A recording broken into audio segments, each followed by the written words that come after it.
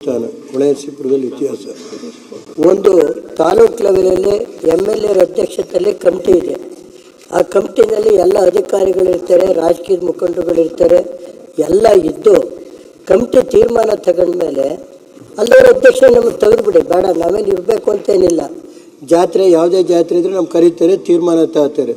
ತೀರ್ಮಾನ ತಗೊಂಡು ಜಿಲ್ಲಾಧಿಕಾರಿ ತಾಲೂಕು ಆಡಳಿತ ತಗೊಂಡಂಥ ತೀರ್ಮಾನನ ಮೌಖಿಕ ಆದೇಶ ಅಂತ ಹೇಳ್ಬಿಟ್ಟು ಅದಕ್ಕೆ ಕೊನೆ ದಿವಸ ತೇರಿ ಬಟ್ಟೆಯಲ್ಲಿ ಹಾಕಿದ್ನೆಲ್ಲ ತಗ್ಸಿ ಇವತ್ತು ಬರೀ ತೇರು ಬೋರ್ಡದಲ್ಲಿ ತೇರು ಎಳೆದಂಗಾಯಿತು. ಕಳೆದ 500-600 ವರ್ಷದ ತೇರದು ಇತಿಹಾಸ ಇದೆ.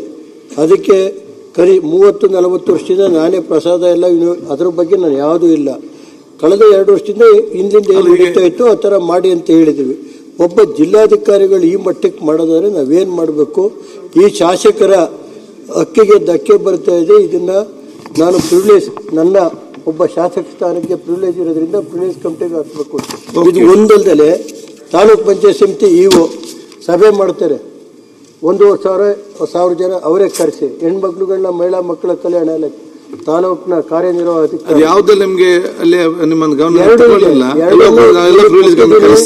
ಎರಡನ್ನೂ ಪ್ರಿವಿಲೇಜ್ ಕಮಿಟಿ ಹಾಕಬೇಕಾಗುತ್ತೆ. ದಯಮಾಡಿ ಅದಕ್ಕೊಂದು ನ್ಯಾಯ ದೊರಕಿಸ್ಕೊಡ್ಬೇಕು.